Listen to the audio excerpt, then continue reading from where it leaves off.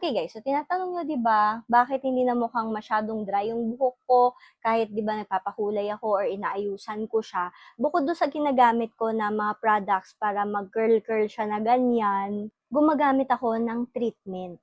And eto siya guys, alam ko magiging bias niyo 'to lalo kung BTS ARMY kayo. Look at that, ang ganda ng packaging niya. And alam niyo ba, popular brand 'to sa Korea. This is Jisoo. Parang ano, 2 weeks ko na 'to ginagamit and ayan tsura, tingnan niyo may ganyan pa nga.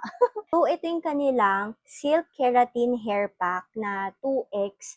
Tapos naka-handle siya dyan sa likod. Protein treatment siya para maging soft yung hair nyo everyday. At alam nyo ba, yung scent ito guys, grabe.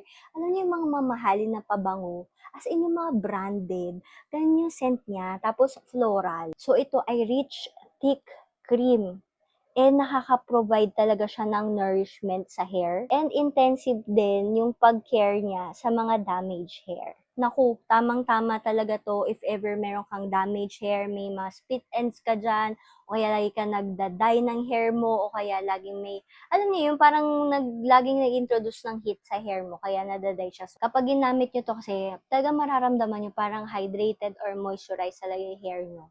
And it feels softer and shiny. Ayan siya. Partida guys, sa pawisan na yan pero ayan pa rin yung shine niya. So ito ay available sa Orange app and also meron nito sa Lander. So try nyo na if ever makita nyo siya pag nag-grocery kayo.